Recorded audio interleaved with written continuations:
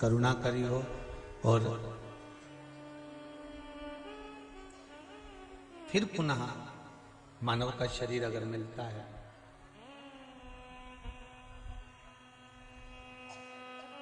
तो बाबा से एक प्रार्थना जरूर करना कि बाबा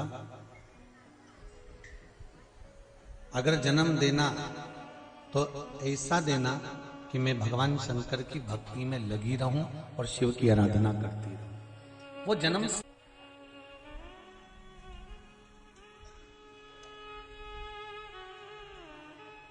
मोदी जी हम पहले कथा में कहे हैं कि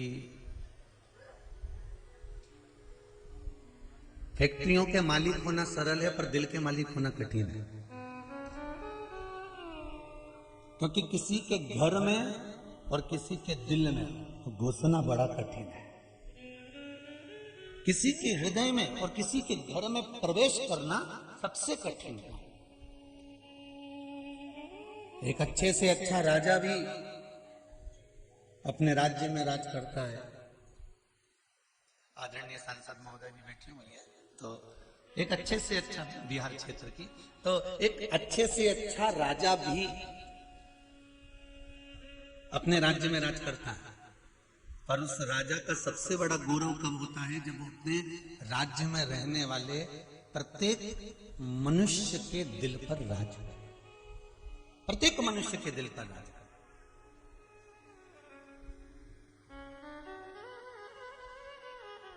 मानसरोवर शिव महापुराण की कथा में एक बात कही थी कि जितने भी आप मंदाकिनी चले जाओ, हरिद्वार चले जाओ, गंगा के घाट, नर्मदा जी के घाट, क्षिप्रा जी के घाट, सरयू जी के घाट, गोदावरी के घाट, जितने जितने घाटों पर आप जाएंगे, जितने जितने घाटों पर, यमुना जी के घाट पर, गोदावरी के घाट पर, गंगा के घाट पर, मंदाकिनी के घाट पर, जितने जितने घाट पर आप पहुंचेंगे उतने उतने घाट पर आपको एक घाट जरूर मिलेगा जिसका नाम राम घाट होगा। तो सारे घाटों में राम घाट की महत्वता क्यों है? क्यों कहते हैं कि साधु संत कुंभ के मेले में राम घाट पर नहाएंगे, सिंहस्थ का अखाड़ा पहुंचेगा तो राम घाट पर पहुंचेगा, राम घाट पर स्नान करना चाहिए। राम घाट की महत्वता आपको मानसरोवर शिव महापुराण की कथा में कही थी, क्योंकि राम जी के समय पर कोई घाट नहीं था, केवल एक घाट था जिस घाट पर ब्राह्मण भी जाता था, जिस घाट पर क्षत्रिय भी जाता था, जिस घाट पर वैश्य भी जाता था, जिस घाट पर शूद्र भी जाता था। चारों वर्ण के लोग एक घाट पर जाकर स्नान करते थे, पूजन करते थे। वो घाट मेरे राम का घाट था, इसलिए उसका नाम राम घाट। हमारी पूरी दुनिया में दो ही घाट प्रसिद्ध हैं, एक राम घाट, एक शमशान घाट।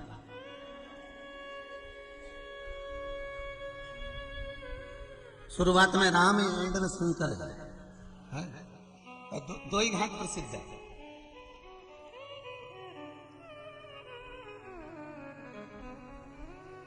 और दोनों बड़े विचित्र हैं। वहां भी वर्ण नहीं देखा जाता कि तुम ब्राह्मण हो कि क्षत्रिय हो कि वैश्य हो कि शूद्र। रामघाट पर कोई पूछता कि तुम ब्राह्मण हो क्या, तुम क्षत्रिय हो क्या, तुम वैश्य हो क्या, तुम शूद्र हो क्या? नहीं नहीं, रामघाट पर गए, स्नान करा, आचमन करा, पूजन करी, आ गई।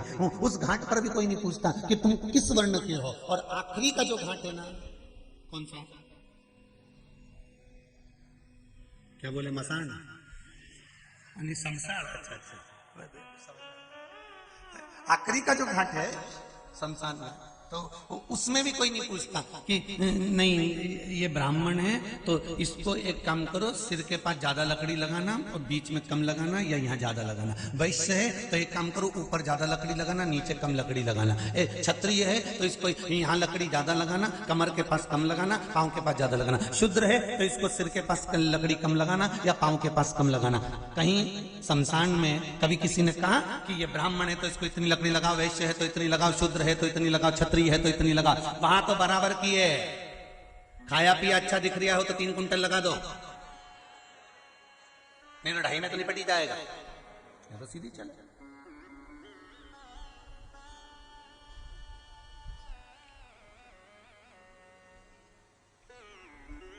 इसलिए आप लोगों से भी कहते हैं थोड़ा अच्छा खाया पिया करो, जरा चकाचक करो, कम से कम लकड़ी तो 3 लगे, नहीं तो मालूम पड़े 2-2.5 में निपट जाए फुर फुर करके। देखो सीधी सीधी बातें। अभी होली का त्योहार आ रहा है, सवेरे पूजन करने जाते हो ना होली जलने के बाद में, और वहां पे तुम्हें तुम्हें लकड़ी नहीं मिलती, अंगारे नहीं मिलते तो दिल कितना दुखता होगा तुम्हारा, ईमानदारी से है। तो तुम भी कहते हो कितनी कम लकड़ी लगाई, बापड़ा ने बता होली जलाई इतनी सी लकड़ी लगाई, और इतनी सी लकड़ी लगाई ना फुर फुर रात की हो गई। थोड़ी ज्यादा लगाते तो उसमें अंगारा मिलता, फिर तुम झारा में भर के लाते और होली की पूजन करते, तो लकड़ी थोड़ी ज्यादा लगे तो होली पे भी मजा आए। तो आखिरी में वही दो सवा दो, और ज्यादा दुबला हो तो क्या लगाओगे, नहीं लगाओगे एक ही बात।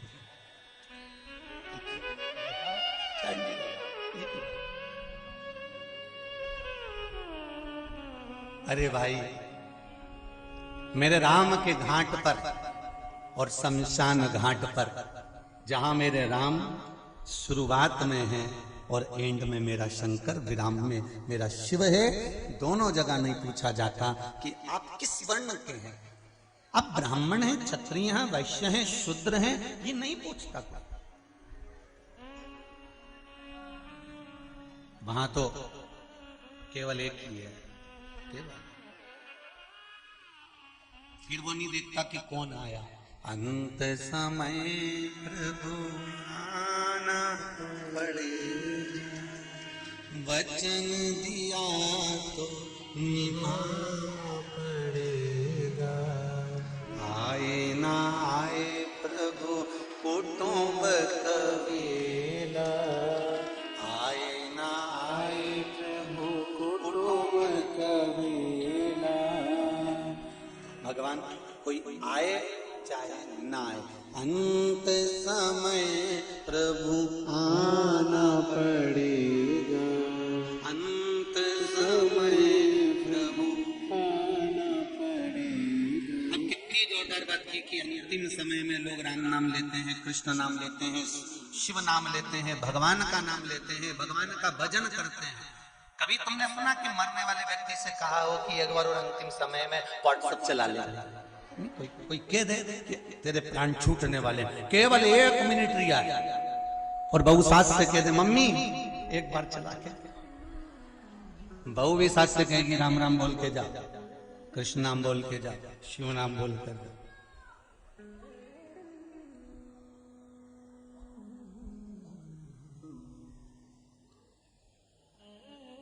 आए ना आए प्रभु कुटुंब कबीला, आए ना आए प्रभु कुटुंब कबीला। अंत समय प्रभु आना पड़ेगा, अंत समय प्रभु आना पड़ेगा। वचन दिया तो निभाना पड़ेगा, वचन दिया तो निभाना पड़ेगा। अगर भगवान वचन देते हैं तो निभाते हैं। शिव महापुराण की कथा कर रही है कि आप भगवान की भक्ति में रम रहे हो। भगवान ये कभी नहीं देखता कि तुम ब्राह्मण हो कि क्षत्रिय हो कि वैश्य हो कि शूद्र हो। भगवान तो ये देखता है कि तेरा भजन कितना शुद्ध है, तेरी चित्तवृत्ति कितनी शुद्ध है, तेरा मन कितना शुद्ध है। अरे रविदास जी तो चमड़े का जूता बनाते थे। जिस पात्र में चमड़ा धोते थे उसी पात्र में से गंगा जी को प्रकट कर दिया था। अगर उस समय पर अगर भगवान के मन में भेद होता तो भगवान की प्रगति क्यों होता? आज के जमाने में दुनिया के लोग हिंदू धर्म को तोड़ने में लगे हुए हैं। उन्होंने कह दिया कि शूद्र अलग है तो क्षत्रिय अलग है तो वैश्य अलग है तो ब्राह्मण अलग है। कभी वेदों को उठाकर देखना, कभी हमारे हिंदू धर्म के वेदों को खोल कर देखना, उसमें एक ही चीज लिखी है कि सनातन धर्म के अंतर्गत सब मनुष्य है। क्या है? सब मनुष्य। और सनातन धर्म के अंतर्गत कोई मनुष्य तत्व से दूर है ही नहीं, सब मानव।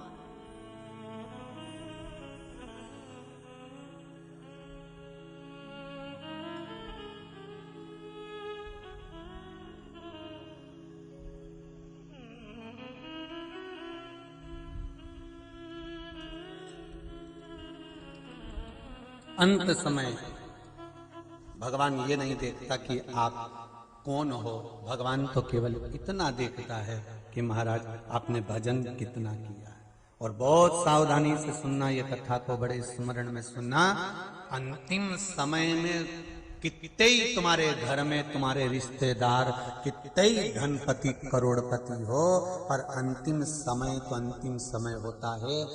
अंतिम समय में कोई साथी नहीं होता, अंत में केवल वो ईश्वर परमात्मा, मेरा शंकर, मेरा राम, मेरा कृष्ण ही साथी होता है, उसके सिवाय कोई नहीं होता।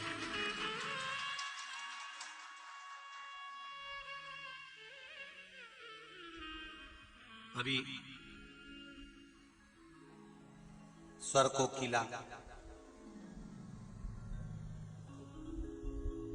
लता दीदी शांत हुई, माता सरस्वती के चरणों से निकली थी, माता सरस्वती में ही समाहित हो गई। लता दीदी मंगेशकर उसी में समाहित हुई। व्हाट्सएप पर, फेसबुक पर उनके अंतिम समय के फोटो चले, आप लोगों ने भी देखे होंगे। व्हील चेयर पर थी, कहीं धीरे धीरे चल रही थी, सारा कुटुंब साथ में था, बहनें भी साथ होंगी, भाई भी साथ होंगे, रिश्तेदार भी साथ होंगे, परिवार भी साथ होगा।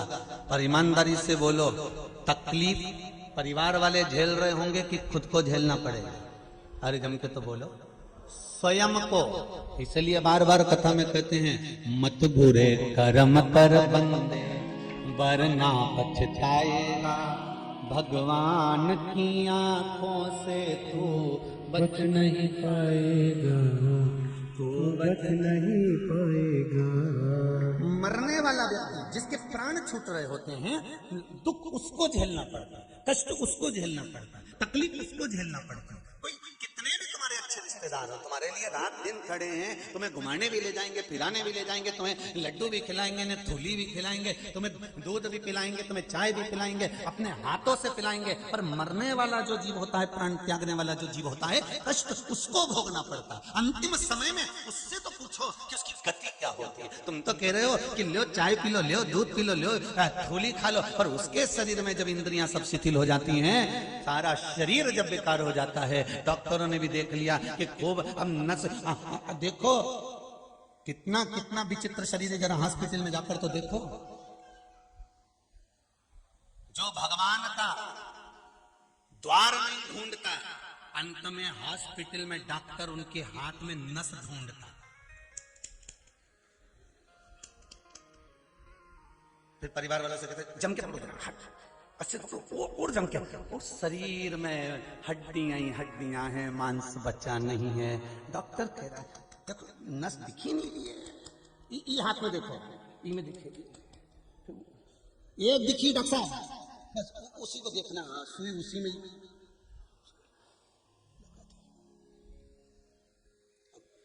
पड़ा हुआ है, आंखों से आंसू बह रहा है, केवल उस ईश्वर को याद कर रहा है। मैंने तेरा द्वार नहीं ढूंढा, इसलिए डॉक्टर मेरे शरीर में नस ढूंढ रहा है। तेरा द्वार ढूंढ लेती तो तू ये पलंग पर मुझे पटकता नहीं, सड़ने नहीं देता, डायरेक्ट लेकर चले जाता। द्वार ढूंढना उस परमात्मा, और जिसने मेरे परमात्मा का द्वार ढूंढ लिया, जिसने मेरे शंभू मेरे शंकर का द्वार ढूंढ लिया, जिसने शिव भक्ति को ढूंढ लिया, फिर अंत समय में भोगना नहीं पड़ेगा, क्योंकि तुम्ही ने दर्द दिया है, तुम्ही अंतिम बिंदु उसी का है। सुख वो देगा, दुख वो देगा, कष्ट वो देगा, जो कुछ देना है ये उसके हाथ। पर आदत हमारी बुरी है ना, हम अहंकार को थोड़ा सा झलका देते हैं।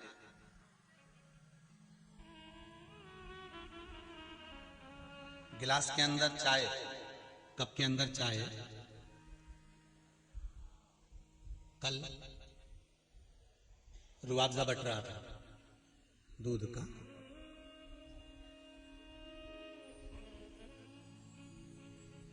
पनीर फैक्ट्री वालों के यहाँ की कथा है, तो रुआवजा तो बटना ही है, तो दूध का रुआवजा बट रहा था, हम देख रहे थे, तो एक बापड़ा बेचारा यूं पी रहा था, और पीते पीते दूसरा इधर से आ गया।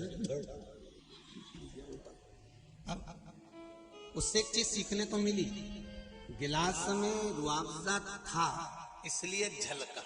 नी होता तो कोई कितने ही धक्का मार दे झलकेगा, पर वो सीखने को मिल गया कि भाई उसमें चाय थी, उसमें दूध था, उसमें रुआवजा था, इसलिए थोड़ा सा धक्का लगा और झलक गया। बस जिस शरीर में, जिसके भीतर अहंकार होता है ना, वो थोड़े से धक्के से झलक जाता है, तुरंत बाहर निकल कर आ जाता है। अहंकार झलकता है, थोड़ा सा कल्ला लगा झलक गया। जरा सी किसी ने कुर्सी नहीं दी, ने बैठने का नहीं बोला, ने धक्का लगा।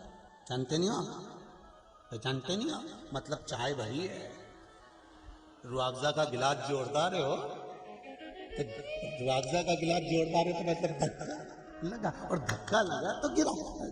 बहुत ध्यान देना महाराज जी, जब जब किसी व्यक्ति के मुख पर आ जाए कि तुम मुझे जानते नहीं, अभी तुमने मुझे क्या जाना है, तुम मुझे पहचानते नहीं हो, अभी तुम मुझे जानते नहीं हो, जरा जरा सी बात में अगर तुमको धक्का लग रहा है, थोड़ा सा किसी ने कुछ कहा, धक्का लगा और झलका, तो समझ लेना गिलास बहुत भर चुका है, बहुत भर चुका है, चाय बहुत भर चुकी है, अहंकार बहुत भर चुका है। ये अहंकार को थोड़ा सा खाली करना पड़ेगा, हमको थोड़ा अभिमान नीचे दबाना पड़ेगा।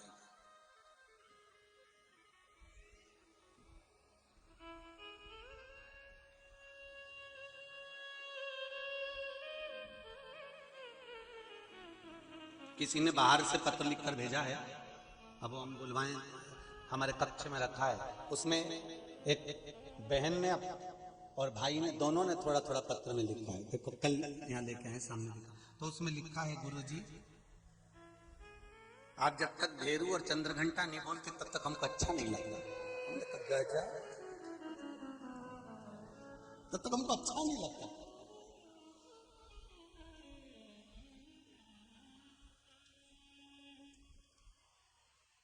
उन्होंने अपना नाम भी लिखा है, पहले सबसे पहले लिखा आपका भेरू, आपकी चंद्रघंटा, और नीचे अपना देखो सर में पलंग पे रखा हुआ है पत्र, ढूंढो जरा, हम जो किताबन पढ़ते हैं उसमें रखा होगा, देखो अगर मिल जाए, उसमें लिखा मिल जाएगा है आपका भेरू, आपकी चंद्रघंटा, और नीचे उन दोनों का नाम भी लिखा है। औरंगाबाद से आया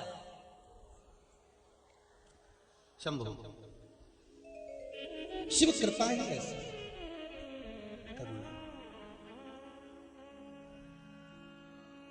शंभो शरणे पड़ी मांगू घड़ी रे घड़ी, दुख आतो दया करी मैं दर्शन आपो, दया करी मैं दर्शन आपो। शिव आराधना में, शंकर की उपासना में आपकी चित्त वृत्ति जिस दिन परमात्मा को खोजने लगे, जिस दिन आपका मन भगवान को ढूंढने का प्रयास करने लगे, समझ लेना अंत समय में ये शरीर सड़ेगा नहीं, नस ढूंढने की जरूरत नहीं पड़ेगी, अपने आप को परमात्मा आएगा और हमें स्वीकार कर कर लेकर चला जाएगा।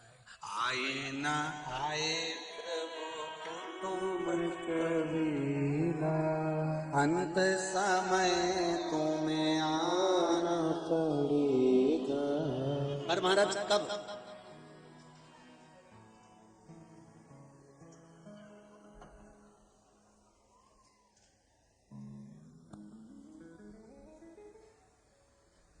कोई जाए ना जाए, अंतिम बिंदु है, अंतिम। दो जगह पर किया गया कीर्तन,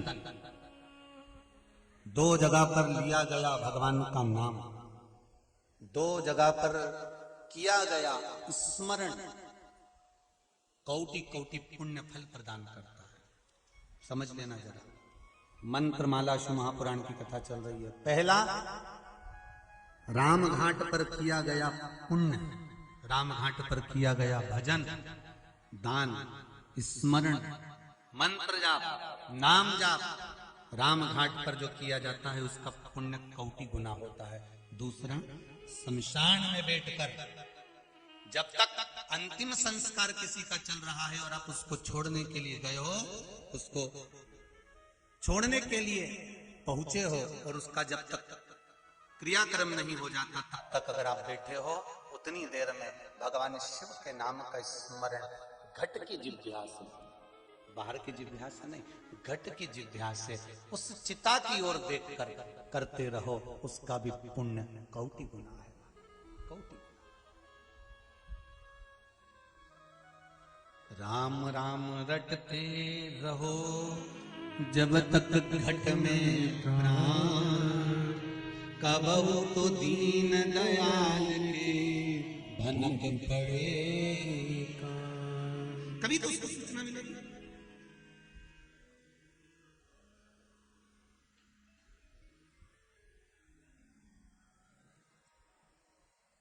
कभी तो वो आएगा आपकी चित्त वृत्ति में। बस आप जिस मंत्र को जप रहे हो, जिस माला को जप रहे हो, जिस माला के स्मरण में आप लगे हुए हो, जिस मंत्र को जपने में आप लगे हुए हो, जिस भगवान की भक्ति में आप लगे हुए हो, उसको ढूंढने का प्रयास करो, उसको पाने का प्रयास करो।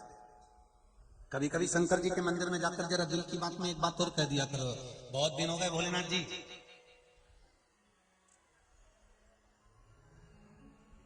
बहुत दिन हो गए,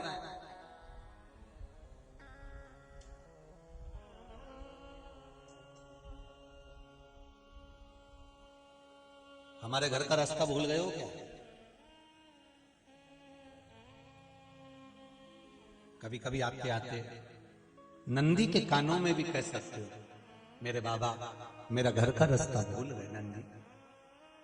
ओ वृषभ, ओ नंदी, तो मेरे बाबा से कहे कि बाबा मेरे घर पर है,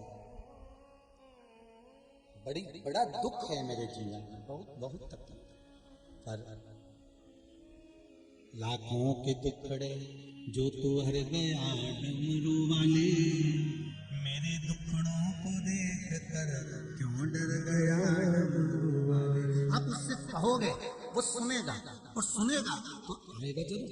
एक पत्र में लिखा है,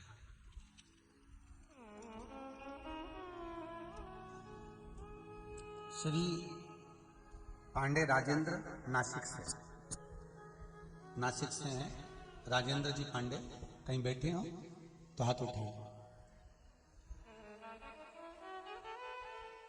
नासिक से पांडे जी, राजेंद्र जी। मेरी पत्नी आप ही हैं, सो संगीता पांडे, जरा माइक दीजिए उधर, दे दो उनको, आगे बढ़ जाएगा।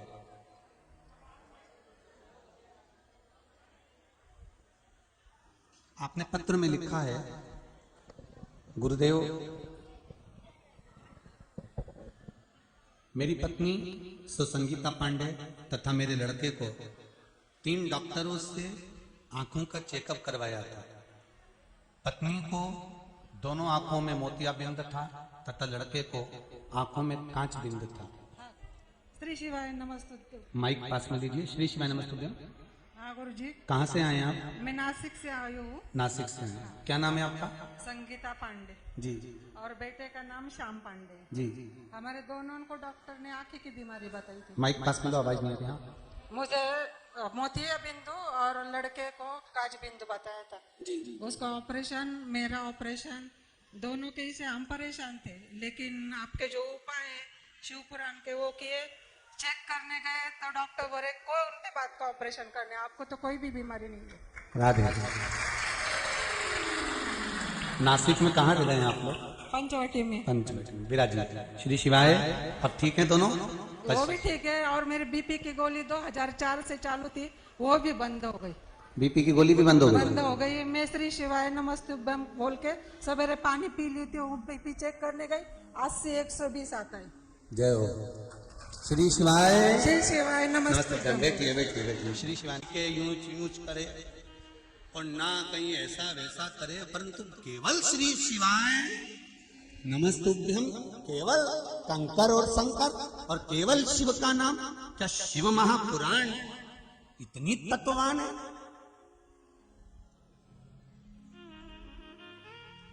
कि जिसका मात्र स्मरण कर लो। और आपसे भी निवेदन है, जितने आस्था चैनल पर सुन रहे हो, जितना फेसबुक यूट्यूब पर कथा सुन रहे हो, दिल से सुनना, हृदय लगाकर सुनना और अपनी कामना कर बाबा से कहकर सुनना। 3 महीने की तारीख भी लिख कर रख लो कि मैंने इस तारीख को पूरी शिव महापुराण की कथा सुनी, और सियोर वाला महाराज बोले कि 3 महीने में बाबा कृपा करे, तो हम तो कहें इस व्यासपीठ से किसी को तो 3 महीना भी नहीं लगता, बाबा कब कृपा कर जाता है पता ही नहीं चलता, किसी को बाबा ऐसा भी करता है। अब बताओ, जिन डॉक्टर ने कहा कि मोतियाबिंद का ऑपरेशन कराओ, कांचबिंद का ऑपरेशन कराओ, वहीं जाकर तुम वापिस खड़े हो गए, वो कह दे कि अब तो कुछ है ही नहीं, मतलब आपकी भक्ति, मेरी प्रीत ना टूटेगी भोले बाबा से, डमरू बाला से मेरी प्रीत ना टूटेगी भोले बाबा से। आपकी भक्ति, आपका विश्वास अगर प्रबल है तो ठीक, ये सब बीमारियां, रोग धोग, ये सब बाबा सब अपने ऊपर ले लेते हैं। आप तो करो भजन शिव का, बस शिव महापुराण की कथा वही कह रही है। आप शंकर का दरवाजा ढूंढो, आप शिव का द्वार ढूंढो, आप शंकर की चौखट ढूंढो, आप शंकर का इस अमृतमय तत्व शिव महापुराण को ढूंढ लो, फिर बाद में जरूरत नहीं किसी को कुछ ढूंढने की।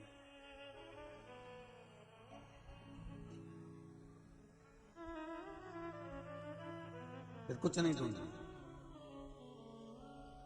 शिव महापुराण की कथा कहती है, अंतिम समय में, अंतिम क्षण में कोई आए चाहे ना आए, मेरा शिव जो हर पल तुम्हारे साथ में है, हर घड़ी हर पल तुम्हारे साथ में है, वो हर पल तुम्हारे साथ रहता है।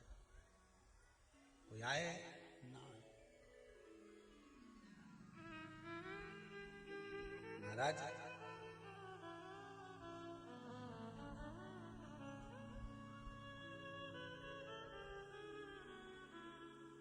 अंतिम समय में जब परिवार वाले भी आग लगाकर चले जाते हैं, तब तुम्हारे पास कोई नहीं रहता, तब एक ही रहता है, वो मेरा ओगरदानी, मेरा शिव, मेरा शंकर रहता है। इससे तो आगे भजन ही है साथी, भजन के बिना तू अकेला रहेगा।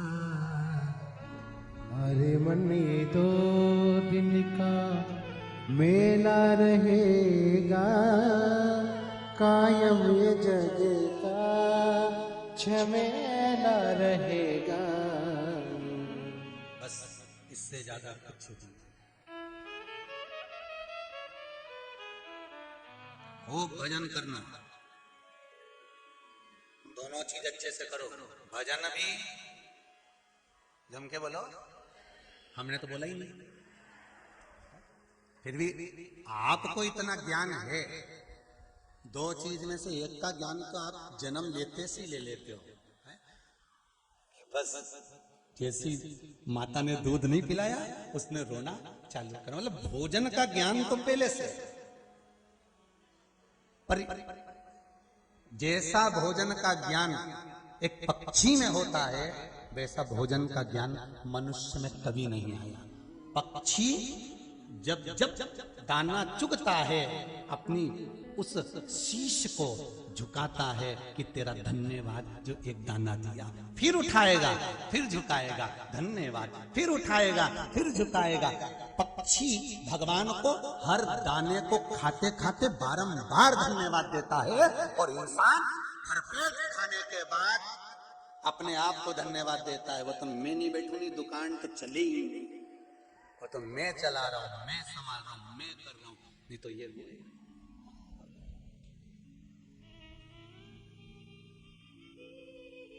अपने आप को। कभी कभी एक प्रश्न अपने भीतर उत्पन्न होता है, आप लोगों के भीतर आता है कि नहीं आता मालूम नहीं, पर भीतर एक प्रश्न आता है कि भगवान के सामने शीश ही क्यों झुकाया जाए?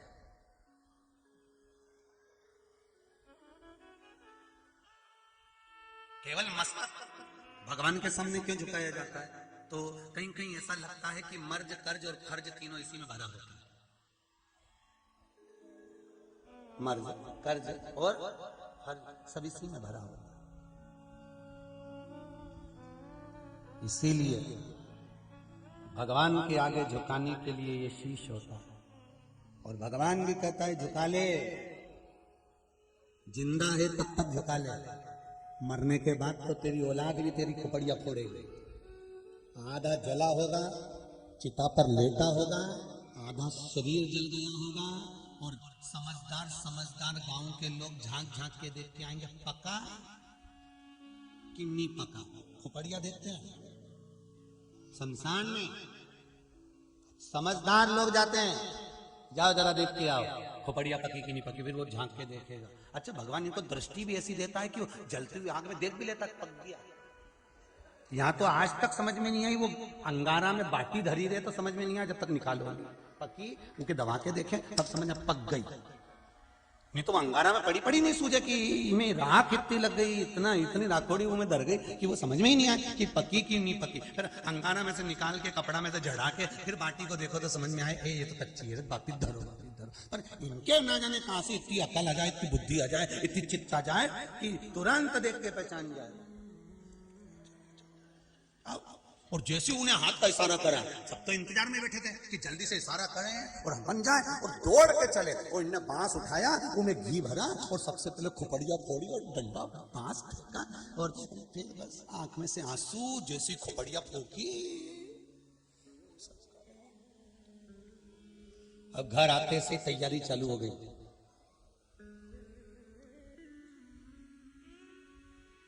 तीसरे के दिन जाना है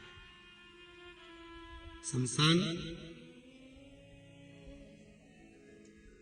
दादाजी को जो जो चीज अच्छी लगती थी वो चीज लिया। पोया किसके यहां से लाया? उसके यहां से क्यों लाया? दादाजी तो वहां खाते थे।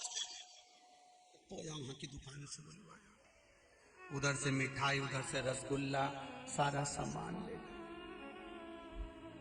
जो जो चीज खाता था सब ले गए।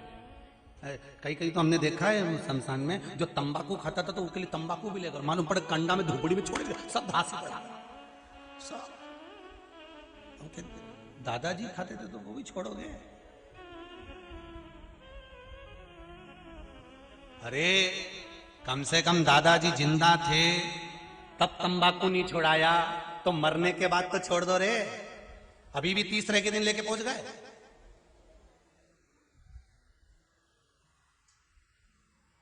फिर इतने में अंदर से आवाज आई, उनकी प्रिय थी। तो अब इतना मन में आया कि प्रिय तो तू भी थी, चली प्रिय थी।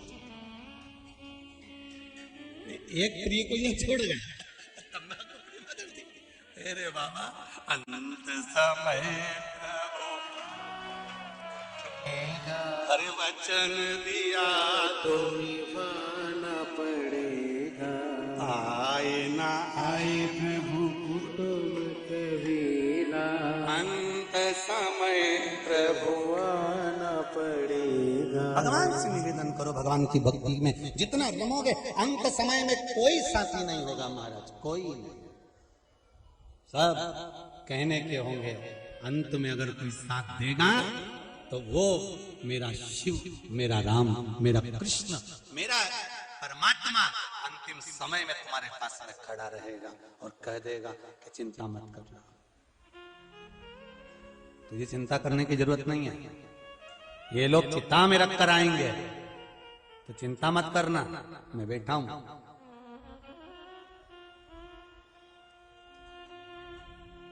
तन में आग लगेगी, अगर मन मुझ में लगा है तो वो नहीं जलेगा, मन मुझ में लगा कर रखा। और भ्रांतियों से दूर, भ्रम से दूर। राम घाट पर भी ब्राह्मण, क्षत्रिय, वैश्य और शूद्र चारों जाते हैं, और शमशान घाट में भी ब्राह्मण, क्षत्रिय, वैश्य और शूद्र चारों जाते हैं। वहां भी जाति नहीं पूछी जाती, शमशान घाट में भी जाति नहीं पूछी जाती। भेद हम करते हैं, मेरे शंकर के चरणों में कोई भेद नहीं, कोई भेद नहीं। एक भगवान शिव जी का भगत था, बड़ा भगत, भगवान शंकर का बहुत भगत। इतना भक्त भगवान शंकर का कि भगवान शिव की भक्ति में डूबा रहता, पत्तियों को तोड़कर खाता रहता, वृक्षों की पत्तियों को खाता रहता, बस वो कुछ भी नहीं खाता, केवल वृक्ष की पत्तियों को खाना, उसका एक ही काम, बस वृक्ष की पत्ती खाना।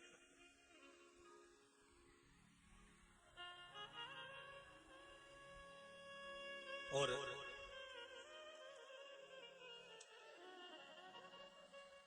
वृक्ष की पत्ती पत्ती खाता तो उसका नाम प्रणत रख दिया। अब नाम प्रणत रखा। एक दिन कोई सामग्री लेने के लिए वो आगे बढ़ा और उसके हाथ में चोट लग गई। चोट लग गई, रक्त गिरने लगा, रक्त बहने लगा। जब रक्त भूमि पर गिर रहा था तो रक्त की जगह पहले तो थोड़ा सा रक्त गिरा और रक्त गिरने के बाद में जब उसके हाथ में से गिरना चालू हुआ तो पेड़ की जो पत्ती खाता था उस पत्ती का रस गिरना चालू हुआ। अन्न तो उसने खाया ही नहीं था कई वर्षों तक, केवल पत्ती, पर रक्त की जगह पत्ती का रस जमीन पर गिर रहा था। दो चार लोगों ने देखा कि पत्ती का रस शरीर में से, यहाँ तो रक्त गिरना चाहिए था और यहाँ तो पत्ती का रस गिर रहा है। तो लोगों ने कहा ये तो बड़ा विचारणीय है, बड़ा, और ये शिव भक्त है, शंकर का भक्त है, शंकर का भक्त है, इसलिए ये तो बड़ा आनंदित हो गया। तो लोग अब उसको जब पूछने लगे, उसको जब पूजने लगे तो उसके भीतर अहंकार उत्पन्न हो गया, उसके भीतर अभिमान आ गया। एक बात इस व्यासपीठ से जरूर कहेंगे कि अगर भगवान कि आप भक्ति करते हो, भगवान का भजन करते हो, भक्ति करते हो, स्मरण करते हो, चाहे आप राम जी की भक्ति कर रहे हो, कृष्ण जी की भक्ति कर रहे हो, माता रानी की भक्ति कर रहे हो, या शंकर जी की भक्ति कर रहे हो, या आप किसी भी देवी देवता की भक्ति कर रहे हो, और वो देवी देवता की भक्ति करते करते करते करते आप भगवान से इतने जुड़ जाओगे, इतने जुड़ जाओगे कि हो सकता है कि आपके वचन सत्य होने लगेंगे। जब आपके वचन सत्य होने लगेंगे तब कई लोगों के अगर वचन सत्य होते चले जाएं तो आपके भीतर वो अभिमान प्रकट नहीं होना चाहिए। अगर अभिमान आ गया तो आपका फिर वो करा हुआ सारा सत्कर्म बेकार है। वो अभिमान ना है। प्रणत, उस प्रणत के भीतर अभिमान समाहित हो गया, और प्रणत के भीतर जब अभिमान आया, भगवान शंकर ने देखा कि मेरा भक्त है और ये अभिमान में डूब गया है, अहंकार में डूब गया है। अभी कथा में कहा था गिलास में अगर चाय है धक्का लगेगा, झलकेगी, उसी तरह अहंकार झलकने लगा। अभिमान जब झलकने लगा, अभिमान जब दिखने लगा, तब अभिमान जब झलका तो शिव को लगा कि मेरा अच्छा भगत ये अभिमान में पड़कर नष्ट हो जाएगा। तब शिव ने उसका अभिमान तोड़ना चाहिए। आज मेरे बाबा भोलेनाथ, मेरे शिव प्रणत पूरे नगर में घूम रहा था। अभी तक प्रणत वन में था, अब नगर में घूम रहा।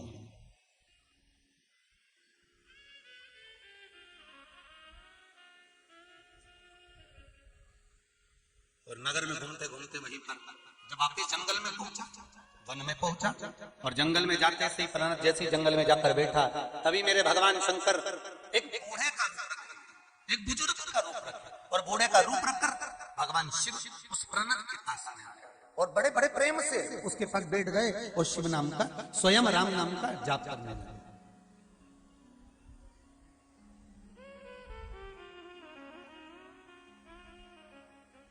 रघुनंदन हरे कौशल्यानंदन हरे दशरथ नंदन हरे रघुनंदन हरे।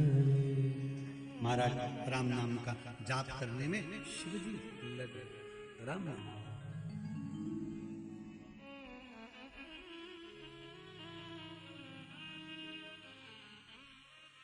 सीताराम सीताराम सीताराम सीताराम सीताराम सीताराम। कैलाशी शिव अविनाशी भगवान शंकर बैठ गए प्रणत के पास में। प्रणत के पास में जाकर बैठे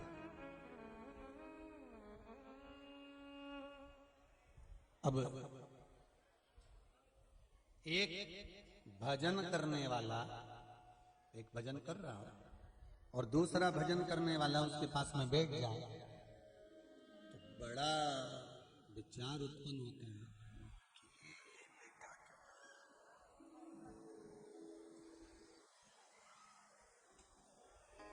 अच्छा, ये आप कभी कभी रिटर्न थोड़ा सा बड़ा रिटर्न आप कभी कभी थोड़ा भगवान को धन्यवाद जरूर दिया प्रतिदिन, और भगवान को धन्यवाद दो तो देव, साथ में तुम संत महात्माओं को भी धन्यवाद दिया करो। संत महात्माओं को धन्यवाद दो देव, साथ में तुम वेद व्यास जी महाराज को भी धन्यवाद दिया। वेद व्यास जी महाराज को धन्यवाद देव देव, साथ में ब्राह्मण जन को भी धन्यवाद दिया। ब्राह्मण जन को धन्यवाद देव देव, साथ में अपने घर के माता पिता बुजुर्गों को भी धन्यवाद दिया। घर के बुजुर्गों को धन्यवाद देव देव, साथ में अपने घर में जो बड़ा है उसको धन्यवाद जरूर दिया कर। कारण कि भगवान ने कितनी बड़ी कृपा करी है। सतयुग में यज्ञ करते थे तब फल मिलता था, बोलो सही है कि गलत है? त्रेता में यज्ञ करते थे तब फल मिलता था। द्वापर में स्वयं भगवान कृष्ण ने भी यज्ञ करते थे तब फल मिलता था। पर धन्य है रे मेरे भोलेनाथ, बड़ी कृपा करी। कलयुग में भगवान को मालूम था कि बेचारा कहीं का तो पैसे वाला होगा, कहीं का गरीब होगा। तो जो पैसे वाला होगा वो तो यज्ञ कर लेगा, उसको फल मिल जाएगा। तो बेचारा इन गरीबड़ों का क्या होगा? तो फिर तुलसीदास जी ने रामचरितमानस में सबके लिए लिख दिया कि कलयुग केवल नाम धारा, सुमर सुमर नर होते रही पारा। बस जप लो और उतर, यही तो नाम जाप है। भव पार उतरने की बात कर रहा हूं, ऊपर से नीचे नहीं। जप लो और उतरो। कितनी सुंदर बात है कि हमारे संतों ने, हमारे साधुओं ने, हमारे गुरुओं ने, हमारे ब्राह्मणों ने ये सिद्ध कर दिया कि कलयुग में किसी के पास तो धन होगा, किसी के पास संपदा होगी तो वो यज्ञ कर लेगा। जो धनपति होगा वो यज्ञ कर लेगा, और जिसके पास में पैसा नहीं होगा तो वो यज्ञ कर पाएगा क्या? नहीं। तो फिर क्या करा कि कुछ मत करो। क्या करना है? केवल एक गले में झोली हो और एक तुलसी की, रुद्राक्ष की, चंदन की या बेल वृक्ष की, किसी भी चीज की एक माला, स्फटिक मिल जाए तो स्फटिक, चंदन मिल जाए तो चंदन, कमलगट्टा मिल जाए तो कमलगट्टा, तुलसी मिल जाए तो तुलसी, रुद्राक्ष मिल जाए तो रुद्राक्ष, बेल की डाली की माला मिल जाए तो वो, जो मिल जाए, हल्दी की गांठ की माला मिल जाए तो वो, तो जब क्या होगा? तो कहा सतयुग में यज्ञ से फल मिलता था, द्वापर में यज्ञ से फल मिलता था। कलयुग में किस चीज से फल मिलता है? कि खूब भगवान की कथा सुनो और खूब भगवान का नाम जपो। श्री शिवाय नमस्तुभ्यं, जपो, जपा। भोलेनाथ जी ने बहुत बड़ी कृपा करी है अपन सबसे। श्री शिवाय नमस्तुभ्यं मंत्र तो कजन का छुपा रखा था, वो तो कोरोना माता की जय हो जी ने इस श्री शिवाय नमस्तुभ्यं मंत्र को निकालकर, क्या वर्णन करूं उस मंत्र का, देखिए आप कितना। एक तो वो आंखों वाला था, गुरुदेव, मध्य प्रदेश जिला बुरहानपुर,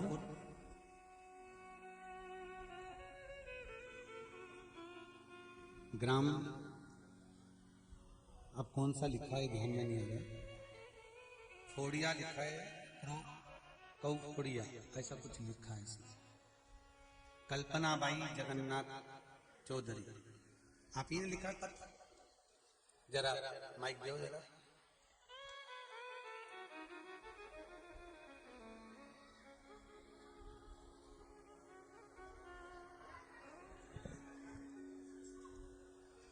इस पत्र में आपने लिखा है कि गुरुदेव, पहले तो गांव का नाम बताओ, इसमें गड़बड़ है क्या? माइक पास में लो। कानपुर जिला। जी, कानपुर जिला डोई फोड़िया। अब आ गया समझ में हो? जी जी, बहुत बढ़िया। गुरुदेव,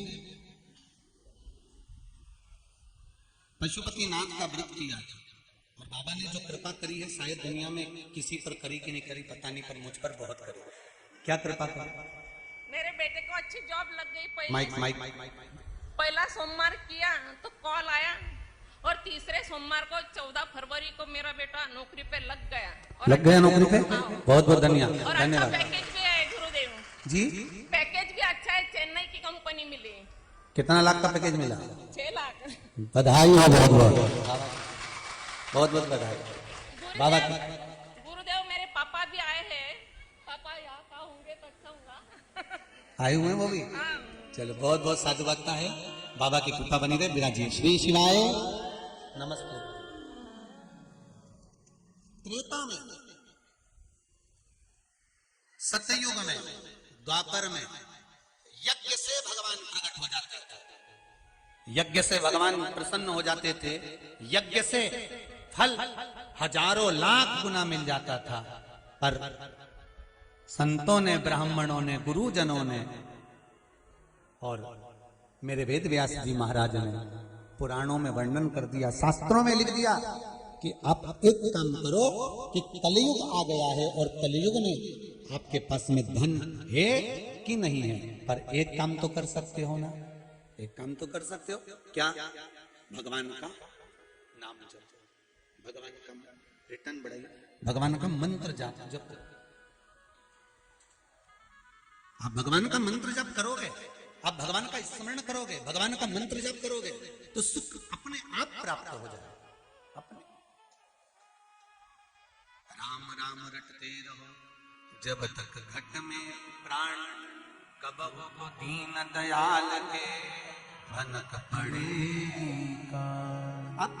जब कली काल में भगवान के नाम को जितना जितना जपा जाता है, भगवान के नाम का जितना स्मरण करा जाता है, उतना सुख, उतना आनंद है।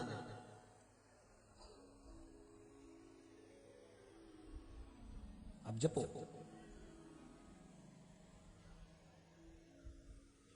इसीलिए कहते हैं श्री शिवाय नमस्तुभ्यं, श्री शिवाय नमस्तुभ्यं, श्री शिवाय नमस्तुभ्यं, श्री शिवाय नमस्तुभ्यं, श्री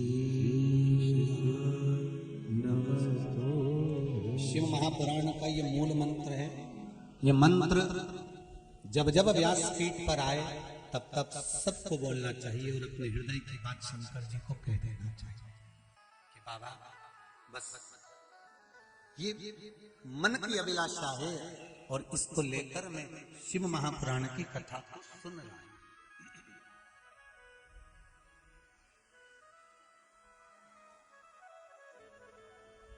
ये मेरे मन की अभिलाषा है और इसको लेकर मैं शिव महापुराण की कथा सुन रहा हूं।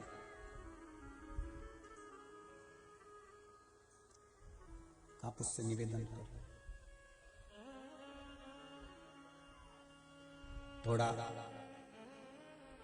शरीर है मनुष्य का, किसी किसी को पास में कोई डॉक्टर होता है 50 रुपए की दवाई देता है और शरीर ठीक हो जाता है। किसी किसी को जब तक वो 5,000 रुपए खर्च नहीं करवा दे तब तक ठीक ही नहीं।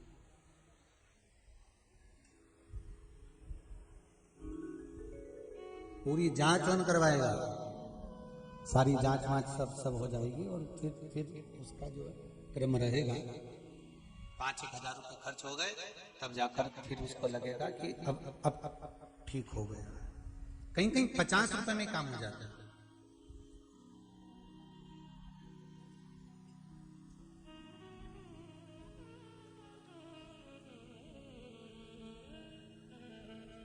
हो सकता है हमारे पास में इतना धन नहीं हो कि हम 5,000 भी खर्च कर सके, तो संतों ने 50 रुपए की चीज भी बता दी। क्या कि माला को लेना है, अगर माला नहीं पकड़ सकते तो कर माला चालू कर, कर माला से शुरुआत कर दो। मंत्र माला, माला नहीं हो कर माला से शुरुआत कर। अब किसी ने एक मैसेज करा है कि गुरुजी हम माला जपते हैं और माला जपने पर वो जो माला है उसका मन का टूट जाता है। सब लोग कहते हैं कि ये मन का टूट गया तो तुम्हारा माला बेकार हो गई। हाँ, ये भी पक्का है कि मन का माला जपने वाली जो माला होती है उसका जो मन का होता है, अगर वो खंडित हो जाता है, टूट जाता है, तो आप दूसरा मन का उसमें लगा, दूसरे मनके की माला से उसका जप करो। खंडित मनके की माला से जप नहीं किया जाता। फिर उसने लिखा गुरुजी कि लोग कहते हैं कि माला का मन का टूट जाए तो समझ लो कुछ अशुभ होने वाला है, कोई ऐसा होने वाला है। तो शिव महापुराण की कथा कहती है, घड़ी बनाने वाला, पहले भी कथा में कहा था, पल बनाने वाला शिव, नक्षत्र बनाने वाला मेरा शंकर। घड़ी, पल, नक्षत्र, तिथि, वार, समय सब शंकर बनाते हैं। और ध्यान रखना, तुम्हें भी किसने बनाया? जम के बोलो जरा, शंकर ने। शंकर जी ने तुम्हें बनाया, तो माला किसने बनाई है? शंकर भगवान ने तुम्हें बनाया है और तुमने माला बनाया। मनुष्य द्वारा निर्मित कुछ भी होगा वो टूटेगा जरूर। मानव के द्वारा अगर कुछ निर्मित किया गया है तो वो टूटेगा, पर परमात्मा के द्वारा अगर निर्मित करा गया है तो वो कभी नहीं टूटेगा। जैसे आत्मा परमात्मा के द्वारा निर्मित करी गई है, तो ये शरीर मनुष्य ने जन्म दिया तो ये भी टूटेगा। एक्सीडेंट हो जाता है तो पांव टूट जाता है तो टूट गया, मतलब टूटा।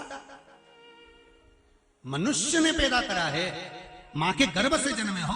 मनुष्य ने अगर कोई चीज बनाई है, मनुष्य ने कोई दरवाजा बनाया है, कोई टाइल्स बनाई, पत्थर बनाया, कपड़ा बनाया, ये बनाया, जेवर बनाया, अंगूठी बनाई, जो मनुष्य ने बनाया, जिस चीज का निर्माण मनुष्य करता है वो एक ना एक दिन, जम के बोलो, टूटता।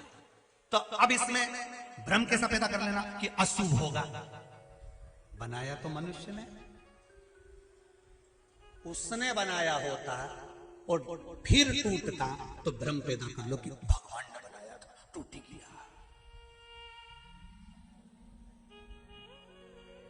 अब यहां तो कई बार कांच देख रहे थे, दर्पण, और दर्पण देखते देखते दर्पण पलंग पे रखा था, इतने में छोरा ऊपर कूद गया, और छोरा जैसे कूदा ने दर्पण टूट गया, तो पूरे घर में भ्रम हो गया, दर्पण टूट गया, दर्पण टूट गया। किसी किसी के दरवाजे पर आगे गैलरी में कांच लगा होता है, तो गैलरी में कांच लगा अपने आप गिर गया, तो लोगों को बताओ ना जाने किसने क्या कर दिया। भगवान जाने, अपने आप ना जाने किसने क्या कर दिया, लाइट ही बंद हो गई। भ्रम।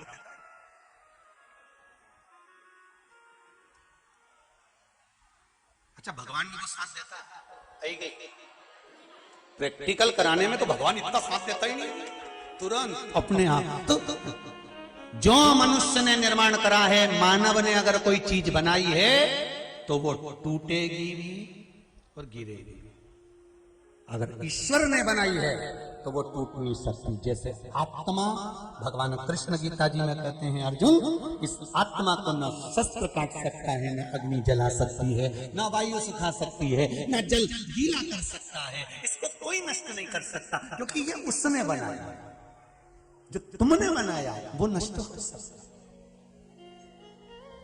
जो तुमने निर्माण करा वो नष्ट हो जाएगा, और जो उसने बनाया वो नहीं। तो अगर मन का तुम जप रहे हो, माला जप रहे हो, माला फेर रहे हो, और माला जपते जपते जपते जपते 2 महीना, 6 महीना, 1 साल, 4 साल, 6 साल हो जाए और मन का टूट गया, तो भ्रम पैदा मत करना कि कोई किसी ने कुछ कर दिया होगा या कोई बात आने वाली होगी। नहीं, भगवान कह रहे हैं कि अभी इस माला के मनकों को और पिरो और बढ़ा, और बढ़ाने के बाद फिर मेरे ऊपर समर्पित कर, और मेरे ऊपर समर्पित कर कर फिर जपना प्रारंभ। माला जपते जपते जपते जपते एक सुमेरु आता है। करें दर्शन, आता है कि नहीं आता? सुमेरु बीच में जब अपन मालाओं को धारण करते हैं, आपके भी गले में माला होगी, तो उसके अंदर एक सुमेरु का भाव होता है। एक सुमेरु का मतलब क्या होता है कि माला जहां से जपना प्रारंभ करी है तुमने, जपते जपते जपते जपते वहीं पर आना, और वहीं से फिर बदल जाना, पर पलट कर उधर मत जाना।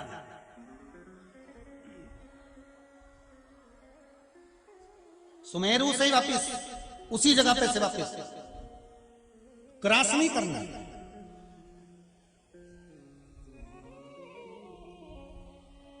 कहां से आया ये सुमेरु? कोई तुमसे पूछे सुमेरु कहां से आया? माला में, तो कह देना विष्णु पुराण से आया। वो क्या विष्णु पुराण में भी है? हाँ। और अगर नहीं समझ में आया तो शिव महापुराण में भी है। शिव महापुराण में भी है, हाँ। सुमेरु और कहां में? तो कहना भागवत पुराण में भी सुमेरु है। अच्छा, और तो कहा ब्रह्म पुराण में भी है, फिर नारद पुराण में भी सुमेरु है, फिर अरे मत्स्य पुराण में भी सुमेरु है, अग्नि पुराण में भी सुमेरु है, पद्म पुराण में भी सुमेरु है। तो कहा ये माला का सुमेरु सारी पुराण में? हाँ। कहां पर है? तो कहा देवता और राक्षसों ने मिलकर जब मंथन करा तो सुमेरु पर्वत की रई बनाई और शेष नाग की नेति, और मंथन करना प्रारंभ किया। बस ये सुमेरु वो ही है। अब एक तरफ 33 कोटि देवता और दूसरी तरफ जम के बोलते जाओ सारे राक्षस, सब असुर। सुमेरु का काम क्या है? बीच में क्यों अटका हुआ है? इधर देवता है, इधर ही से जपना, इसको क्रॉस कर उधर पहुंच गए तो असुर है बहुत सारा। सुमेरु का बीच में जो सुमेरु है वो यही दर्शाता है कि यहीं से मेरे पास से पलट कर वापस चले जाओ, पर इधर मत जाना, इधर असुर है। शिव महापुराण की कथा कहती है माला जपने वाले व्यक्ति को सुमेरु से वापस हो जाना चाहिए। अगर वापस नहीं होता, सुमेरु को क्रॉस कर कर जपने लगता है, तो तुम्हारा जपा हुआ सारा भाग, दान, पुण्य, भजन, कीर्तन सब राक्षसों के खाते में चले जाता है। तुम्हारा खाता खाली, तुम्हारा खाता खाली सुमेरु से वापस।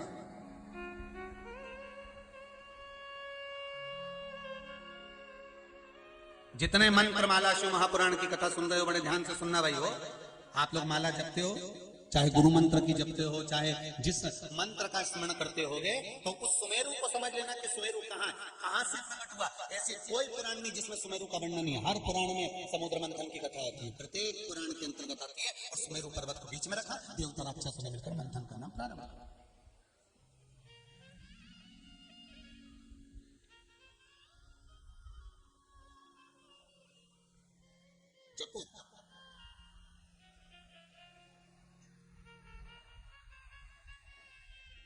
मंत्रमाला जप महाराज सबसे सिद्ध दो मालाओं का वर्णन शास्त्र करता है। पहली तुलसी की माला, दूसरी रुद्राक्ष की माला। काय की माला है?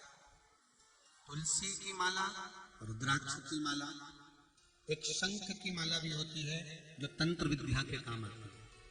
हल्दी की माला होती है जो सूर्य आराधना, गणेश आराधना के काम आती है। कमलगट्टे की माला होती है जो लक्ष्मी की पूजन में काम आती है। मखाने की माला होती है जो समृद्धि के काम आती है। बेल वृक्ष की जड़ की डाली की भी माला होती है जो फल वृद्धि के लिए काम आती है। फल वृद्धि से मतलब होता है जिस कन्या या वर का विवाह नहीं होता, 40 साल हो गए या 30 साल हो गए, या जब 28 के बाद में लड़का लड़की क्रॉस हो जाए कि 29 में 30 में 32 में 34 में 40 तक पहुंच गए और विवाह नहीं हो रहा है, तब बेलपत्री के जो पेड़ होता है, वृक्ष होता है, उस वृक्ष की जो डाली होती है, उस डाली के मनकों से जो माला बनती है, बाजार में भी मिल जाती है बेल की माला, उस माला को भगवान शंकर को समर्पित कर कर बेलपत्री के वृक्ष के नीचे बैठकर भगवान शंकर का पंचाक्षर मंत्र का जाप करना है। कौन सा मंत्र है? पंचाक्षर मंत्र कल बताया था, नमः शिवाय। कौन सा मंत्र है? नमः शिवाय। षडाक्षर मंत्र है ओम नमः शिवाय। पंचाक्षर मंत्र का जाप करना। अब एक प्रश्न और खड़ा हो जाता है, गुरुजी बेलपत्री के पेड़ के नीचे क्या शंकर जी का होना जरूरी है, शिवलिंग होना जरूरी है? शिव महापुराण की कथा कहती है, लिंग पुराण में वर्णन आता है कि जहां पर बेलपत्री का वृक्ष होता है वहां शंकर पहले से विद्यमान होते हैं, वहां पर शिवलिंग रखने की जरूरत नहीं होती, वहां शंकर पहले से, वहां पर गौरी शंकर शिव पहले से विराजमान। आप बेलपत्री के पेड़ के नीचे जाते हो कभी? जम के तो बोलो, जाते हो? जितने लोग आस्था पर सुन रहे हो, फेसबुक यूट्यूब पर सुन रहे हो, वो लोग भी जाते होंगे। कभी बेलपत्री के पेड़ के नीचे जाना तो वहां शंकर जी के शिवलिंग को ढूंढने का प्रयास मत करना। पानी की बोतल ले गए हो, जल लेकर गए हो कलश के अंदर, तो सबसे पहले जड़ के अंदर ले जाकर पानी डालना। जैसे ही जड़ में तुम पानी डालोगे शंकर भगवान उसको स्वीकार कर लेते हैं, और बेलपत्री के पेड़ पर जब तुम पानी चढ़ाते हो तो लक्ष्मी, ब्रह्माणी और पार्वती तीनों उसको स्वीकार कर लेती हैं। मात्र बेलपत्री के वृक्ष में उस आनंद की अनुभूति हो जाती है, आनंद की अनुभूति।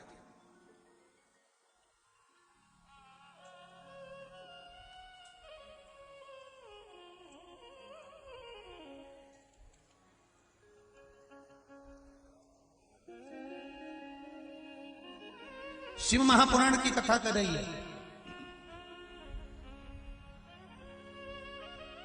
68 लाख तीरथ बेलपत्री के जड़ के अंदर रहते हैं। कितने? 68 लाख बेलपत्री की जड़। अब सोचिए जरा, बेलपत्री की जड़ में जो पानी डाला है, उस पानी को अपने ऊपर मात्र छींट लेने से 68 लाख तीर्थ में स्नान का पुण्य फल प्राप्त हो जाता। मात्र बेलपत्री के जड़ में जो पानी डाला है, उस पानी को अपने पर मात्र छींट लेना। कई माताएं तो भजन में भी गाती है, 68 लाख तो भले नहीं बोले पर गाती है, 68 तीर्थ हमारा गुरु जी का चरण। कई लोग गाते हैं भजन में, 68 लाख तीर्थ बेलपत्री के जड़ के अंदर विराजमान। इसलिए कहते हैं कि अगर जिसका विवाह 28 साल के बाद में नहीं हो रहा हो, 28 के हो गए, 29 के हो गए, 30 के हो गए, 31 के हो गए, 32 के हो गए, 35 के हो गए, 40 के हो गए,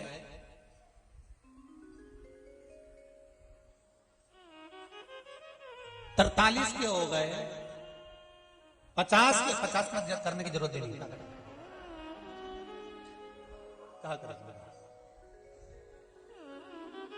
अब आगे तुम्हारी मर्जी भी हो, यहाँ से तुम्हारा मन हो तो हम ये भी नहीं कहे।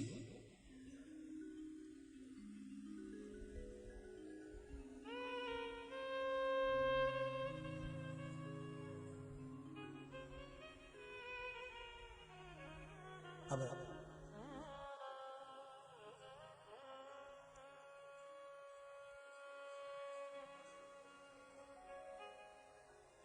जब किसी का विवाह होता है ना, तो जितने नवयुवक बच्चे होते हैं ना, वो बड़े बड़े प्रसन्न होते हैं फोटो खिंचवाने में, नाचने में, गाने में, उसको बड़ा आनंद आता है। और बाकी के जो घर के जो रहते हैं ना, फूफा हुए, जीजा हुए, मामा हुए, काका हुए, सब जो साफा बांध के चलते हैं, वो इतना नाचते कूदते नहीं, उनको मालूम बापड़ा हमारे जैसी होने वाला है।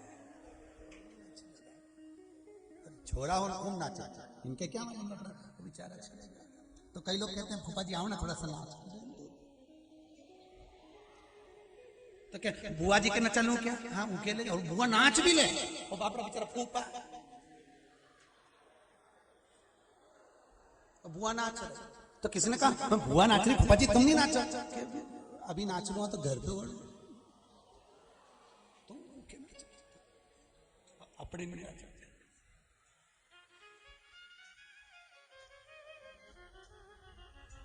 जितने भी बारात में लोग जा रहे हो और एक साइड से निकल के जा रहे हो उनको पहचान जाना, वो फूकल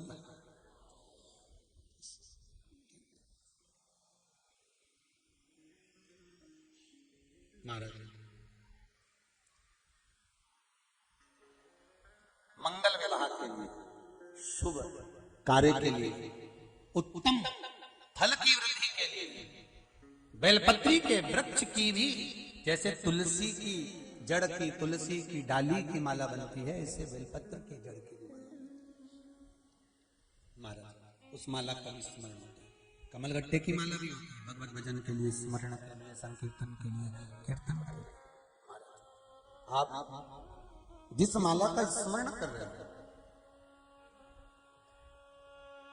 रिटर्न बढ़ाओ, बाहर की आवाज बढ़ रही है, रिटर्न की बढ़ाइए। माला का स्मरण करें महाराज। कौन सा मंत्र जपना है? जम के बोलिए। पंचाक्षर मंत्र नमः शिवाय। पंचाक्षर कहां बैठकर जपना है? बेल के वृक्ष के नीचे बैठकर भगवान का पंचाक्षर मंत्र का जाप करना है महाराज। और फिर निवेदन करूंगा, 68 लाख तीर्थ यदि आपके नहीं हुए हैं तो बेलपत्री के पेड़ के नीचे जल चढ़ाकर उस जल को अपने ऊपर छींट लेने पर 68 लाख तीर्थ का पुण्य फल हमारे खाते में आ जाता है, हमारे खाते में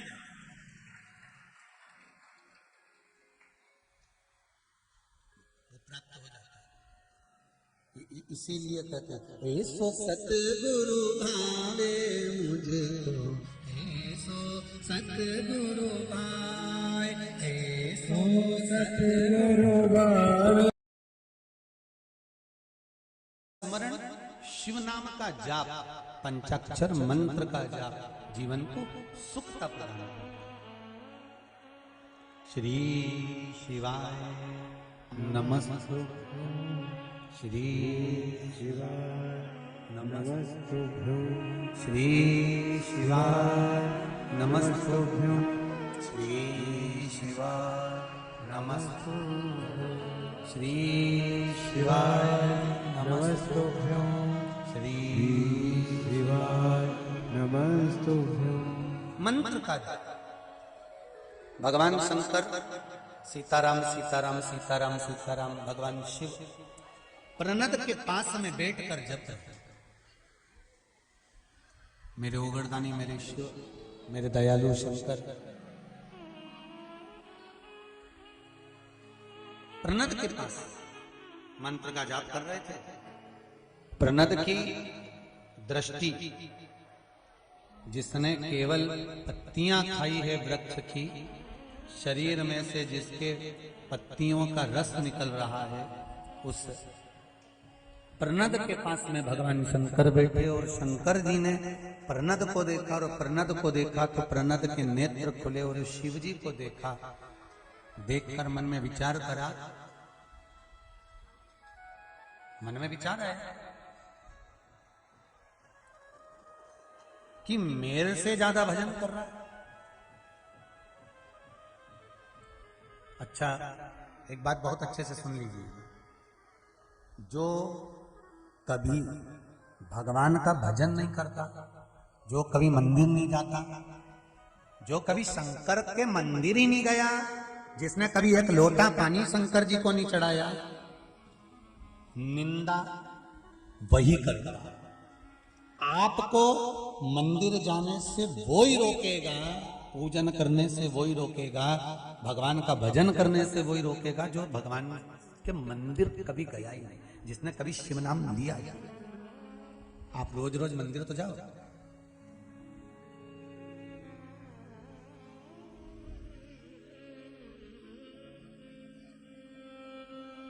कभी मौका लगेगा ना।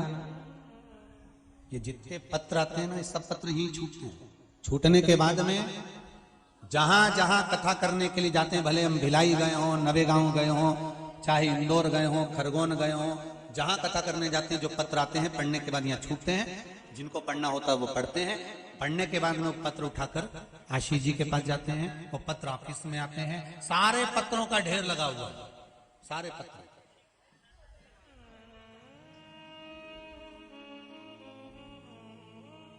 और जो डाक द्वारा पत्र आते हैं, घर पहुंचते हैं, कहीं यहाँ चितावलिया में आते हैं, कुबेरेश्वर धाम पर, सारे पत्र, उनमें कम से कम नाना करते हुए 2-4 हजार से भी ज्यादा पत्र ऐसे होंगे जिसमें ब्राह्मणों ने पत्र लिखे और एक ही बात लिखी कि जिन शिव मंदिरों में ताले लगे होते थे, लोग शिवरात्रि पर और सावन में आते थे, उन मंदिरों में आज सोमवार की सोमवार दिवाली हो रही है।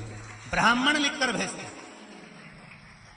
छोटे छोटे गांवों में, छोटे छोटे मोहल्लों में, नगर में, कॉलोनियों में, शिव मंदिरों में, जब जहां केवल शिवरात्रि पे लोग जाते थे, और वो भी गए तो ठीक, नहीं गए तो ठीक। सावन के महीने में लोग जाते थे, कभी पहुंच गए तो ठीक, नहीं तो सावन के महीने में झांकी लगती थी मंदिरों में, बस उसका दर्शन करने जाते थे और भगवान का श्रृंगार देख के आ जाते थे। पर कोई मन में भाव नहीं था कि शंकर जी को अपन को ये चढ़ाना है, कि वो चढ़ाना है, कि बेलपत्र चढ़ाना है, कि धतूरा चढ़ाना है, कि ये सामग्री चढ़ाना है। बस उनने तो दर्शन करे झांकी के। सोमवार की सोमवार, सावन महीना में 4-5 सोमवार पड़े, शाम के सज धज के छोटी मोटी करके रखे, वो जाए दर्शन करे, 2-4 खिलौना मिलौना लेके अब आज के समय में लोग शंकर जी के मंदिर में जाते हैं, खिलौने पर ध्यान बाद में जाता है, झांकी पर ध्यान बाद में जाता है। सबसे पहला ध्यान रहता है कि मैंने शिव महापुराण में ये सुना था, शंकर जी को ये चढ़ाना है। लक्ष्य शिव महापुराण, लक्ष्य शंकर भगवान का शिवलिंग, लक्ष्य अशोक सुंदरी वाली जगह पर चढ़ाना है, लक्ष्य नंदी के पास चढ़ाना है। लक्ष्य बनाकर गए हो तो भगवान ने भी तुम्हें लक्ष्य बनाकर लाखों में प्रदान कर दिया। उसने सोचा ले तुम मेरे लिए आया है, मैंने तेरे लिए ये रख दिया। पहले जाते थे तुम मंदिर, ऐसा नहीं कि नहीं जाते थे। और आज भी शिव महापुराण की या शंकर के मंदिर जाने वालों की निंदा वो ही कर सकता है जो कभी शिव को जानता ही नहीं, शंकर के जो कभी मंदिर ही नहीं।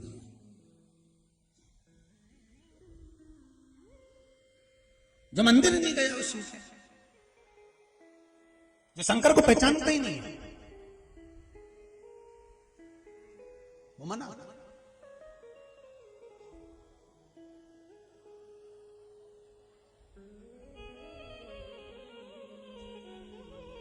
महाराज एक सुंदर सी बात आती है, जिस घर में बड़े गरम होते हैं और छोटे नरम होते हैं, वहीं पर शर्म रहती है। क्या रहती है? जम के बोलो जरा, कौन गरम? घर के बड़े गरम और छोटे नरम, वहां रहती है शर्म। और जिस घर में छोटे गरम बड़े नरम, वहां रहते हैं बेशरम। कौन है वहां पर? जम के बोलो, बेशरम। और जिसके घर में दोनों ही गरम, वहां के फूटे करम। जहां बड़े भी गरम छोटे भी गरम, तो घर के लोगों के फूटे।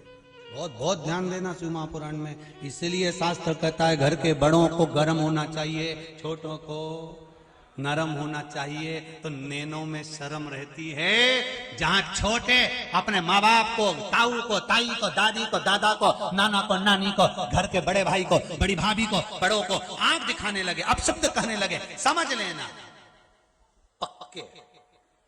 मैं काय को बोलूं, तुम बोलो।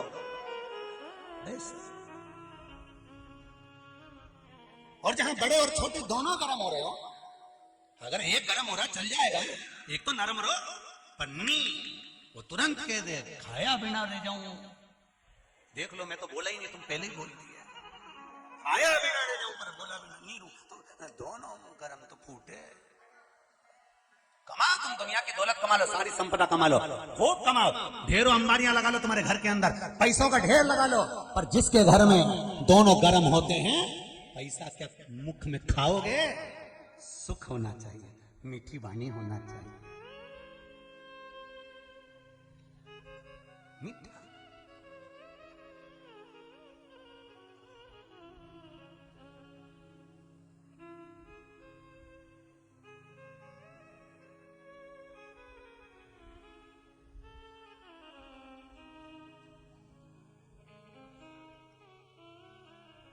एक ना जाने कौन सा गीत था, वो याद नहीं आ रहा। राजी बोल दे मैं तेरे को पाँव की पायल दिला दूं, सब था, ध्यान नहीं आ रहा हो। कल सुनूंगा फिर आपको बताऊंगा।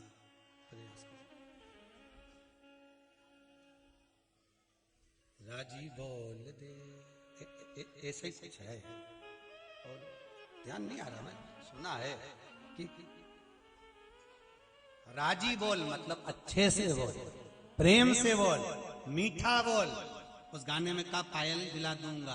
यहाँ शिव महापुराण कह रही है तुम राजी से तो बोलना चालू कर दो, माँ बाप तो पूरी जायदाद तुम पर लुटाना चालू कर देते हैं। प्रेम से तो बोलो। पत्नी 50 बार तुम्हारे लिए चाय बना दे,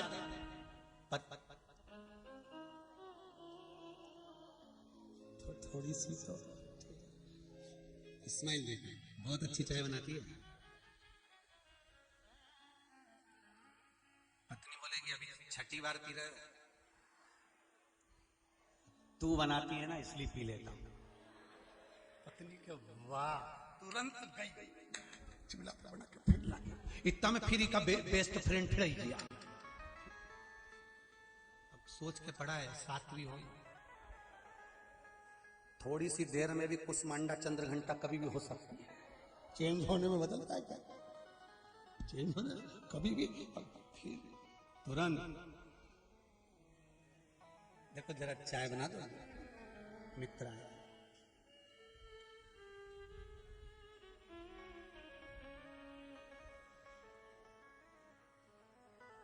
इसकी एक आदत बहुत अच्छी है, बच्चों को भी अच्छे से संभाल लेती है और चाय भी। क्योंकि उसने देख लिया था गोदी में बच्चा है, उसको लेके आप प्रेम से तो बोलो। जो क्रोध में कहा, यदि वो प्रेम से कहा होता तो दुनिया का सारा काम बन गया होता, सारा काम। आप प्रेम से तो बोलो, क्या चाहिए? केवल प्रेम की, स्नेह की।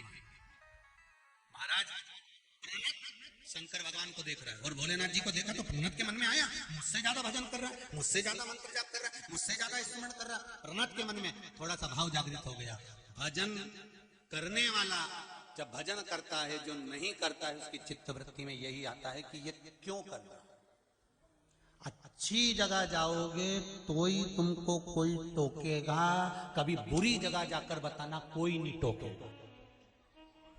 किसी की सामर्थ्यता नहीं कि कोई टोक दे, तुम जाके बताओ बुरी जगह।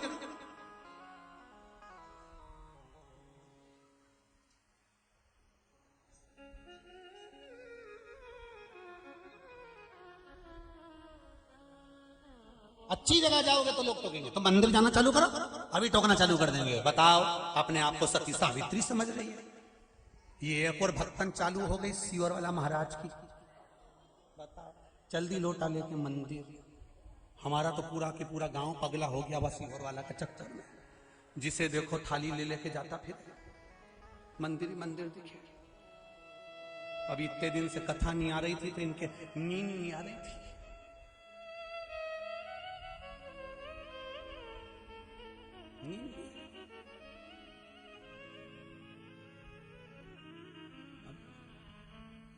कभी कोई गलत जगह जा रहा हो, कोई वेश्यावृत्ति करने जा रहा हो, कोई जुआ खेलने जा रहा हो, मदिरापान करने जा रहा हो, मांसाहार करने जा रहा हो, किसी के साथ कोई धोखा करने जा रहा हो, किसी का पैसा कोई खा रहा हो, मां कोई टोकने वाला नहीं रहेगा। और लोग सहनशाही बताएंगे, करो करो, अच्छा है, करो करो, क्योंकि गलत संगति में वो तुम्हें डुबेना चाहते हैं। पर तुम जब अच्छी जगह जाते हो ना तो लोग टोकने वाले बहुत मिल जाते हैं। कहां चक्कर में पड़े हो? काय को बेलपत्री में शहद लगा के शंकर जी को चिपका रहे हो? क्यों काली मिर्ची चढ़ा रहे हो? क्यों शिव जी पे दूध चढ़ा रहे हो? दूध चढ़ाने से होता क्या है? क्या होगा? क्या होगा चंदन की माला से जपने से, क्या होगा तुलसी की माला से जपने से, क्या होगा गले में तुलसी की माला और रुद्राक्ष की माला पहनने से? अच्छी जगह जाओगे तो लोग टोकेंगे, आपको रोकने का प्रयास करेंगे। पर आग लगे बस्ती में, अपन रेव मस्ती में,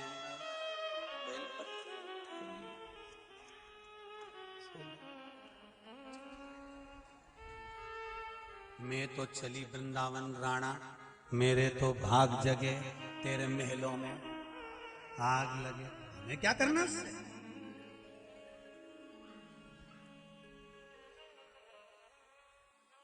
क्या करना? करेंगे, टोकने वाले टोकेंगे, रोकने वाले रोकेंगे, अपशब्द कहने वाले अपशब्द कहेंगे। केवल अच्छी जगह जाने वाले को रोका जाता है, सत्कर्म में लगने वाले को रोका जाता है, नेक कर्म करने वाले को रोका जाता है, अच्छे विचार रखने वाले को रोका जाता है। अच्छे विचार रखने वाले जो सत्मार्ग की ओर बढ़ता है, अच्छे मार्ग की ओर बढ़ता है, लोग उसको रोकने का प्रयास करते हैं, रोकने का प्रयास करते हैं।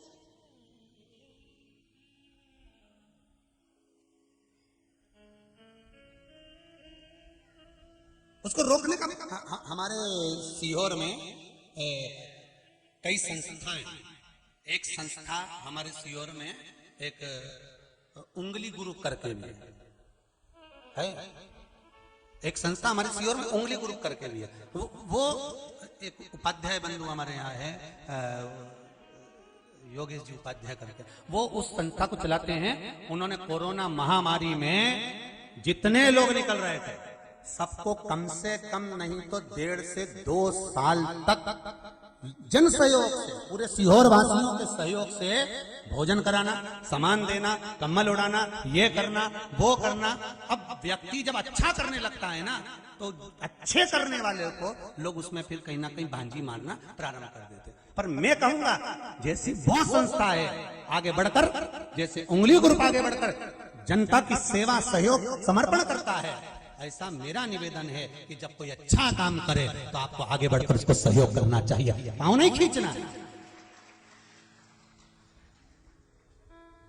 और केवल हमारे सीहोर की बात नहीं करेंगे, इंदौर में कई संस्थाएं ऐसी बनी हुई हैं, उज्जैन में कई संस्थाएं ऐसी बनी हुई हैं, भोपाल में कई संस्थाएं ऐसी बनी हुई है। आप जिस नगर में रहते हो, जहां आप कथा सुन रहे हो आस्था चैनल के माध्यम से, आपके नगर में भी कई संस्थाएं ऐसी बनी होगी जो अच्छा काम करती होगी। पर अच्छे काम करने वाले को रोका जाता है, टोका जाता है, उनकी बुराई करी जाती है, उनकी निंदा करी जाती है, उनकी टांग खींची जाती है, उनके अपशब्द कहे जाते हैं, जिससे अच्छा काम करना छोड़ दे।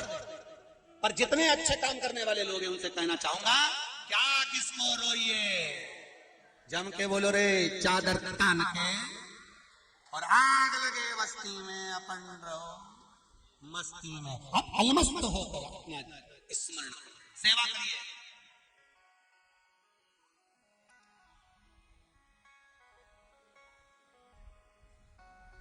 अच्छे से अच्छा कर्म करने का प्रयास करो, नेक कर्म करने का प्रयास करो। बस एक बात का याद रखना अपने जीवन में, एक बात ध्यान रखना, डॉक्टर की डिग्री आपके पास में है, इंजीनियर की डिग्री आपके पास में है, आपने अच्छी अच्छी पीएचडी कर रखी है, ये डिग्री आपकी आत्मा की संतुष्टि के लिए है। पर सही संतुष्टि, सही डिग्री तो वो होती है जब हम किसी रोते हुए के चेहरे पर हंसी दे देते हैं, हम किसी के चेहरे पर स्माइल दे देते हैं, हम किसी के चेहरे पर प्रसन्नता दे देते हैं।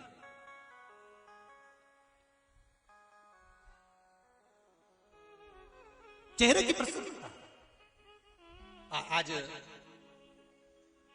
सीहोरम के ब्राह्मण समाज के लोग भी यहाँ आए थे और कह रहे थे, गुरुजी अगर कोई बाहर से आने वाले अतिथि लोग जो आ रहे हैं, सीहोर की होटलें तो सब पैक हो गई व्यवस्थाओं के लिए, ब्राह्मण धर्मशाला है, सूचना दें वहां लोग। और आपसे भी निवेदन है, हमारे सीहोर के आप कहीं आ रहे हैं, आपकी 28 फरवरी से 6 मार्च तक पहले तो प्रयास करो कि जितने सीहोर में आपके रिश्तेदार रहते हैं ये कब काम आएंगे। सही है कि गलत है? ये कब काम आएंगे? सबको फोन लगा दो, हम आ रहे हैं। तो कब आ रहे हैं? 28 तारीख के पहले 27 को आ जाएंगे।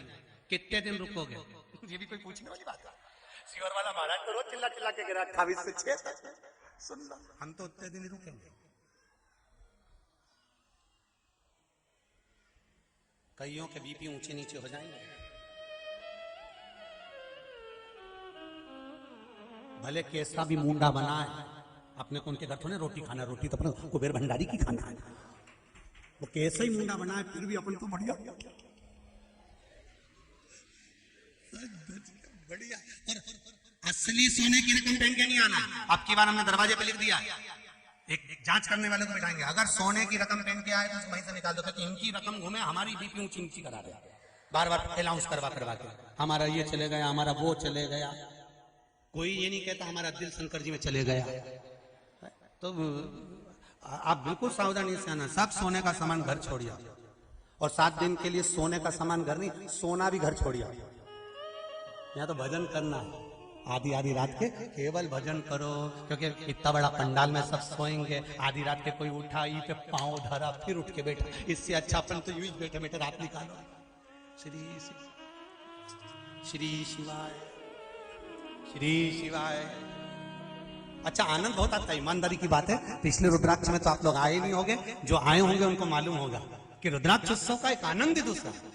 जिन्होंने पिछले रुद्राक्ष उत्सव के भी फोटो लिए होंगे या वीडियो बनाई होगी, उनको अंदाजा होगा कि क्या रुद्राक्ष उत्सव। और अब की बार मत छोड़ देना, क्योंकि ये दूसरी बार है, इसके बाद में रुद्राक्ष नहीं बांट पाएंगे, क्योंकि व्यवस्थाएं बहुत लगाना पड़ती है, बहुत व्यवस्थाओं के साथ में पूंजी आदि आदि भी बहुत लगती है, व्यवस्था नहीं हो पाती है। इसलिए ये दूसरी बार हो रहा है। जो वंचित रह गए हों, जिनको नहीं मिला हो रुद्राक्ष, छोड़ना मती। 7 दिन रोज बटेगा, प्रतिदिन 11.5 लाख रुद्राक्ष बटना प्रतिदिन बट। तो आप खूब प्रेम से आओ, खूब आनंद से आओ, और बाबा का गुणगान गाओ, और बाबा का भजन करो।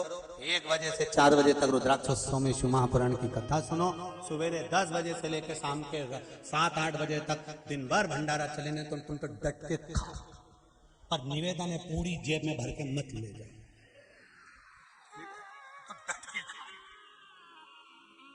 भजन हर हर भगवान शिव की कथा कर रही है, ओगड़दानी शंकर का चरित्र कह रहा है। आपका चित्तवृत्ति स्वयं प्रणत के मन में आ गया, और प्रणत के मन में आया कि ये मुझसे ज्यादा भजन कर रहा है, ये मुझसे ज्यादा स्मरण कर रहा है। जो भजन नहीं करता, दुख उसको होता है कि ये ज्यादा क्यों कर रहा है, ये आगे क्यों बढ़ रहा है, ये इतनी तरक्की क्यों कर रहा है। बिल्डिंग सबको नजर आती है, पर बिल्डिंग के नीचे जो बिंब गड़े होते हैं वो किसी को नजर नहीं आते, कि इसने अपनी जिंदगी में कितना संघर्ष करा होगा, कितना ठोकर खाई होगी, कितना ठुकाया होगा, नीचे से कितना मजबूत होगा, तब जाकर बिल्डिंग खड़ी हुई होगी। व्यक्ति ने कितना दुख झेला होता है, तब जाकर उन्नति की सीढ़ी पर चढ़ पाता है। कितना दुख झेला होगा, तब आगे बढ़े।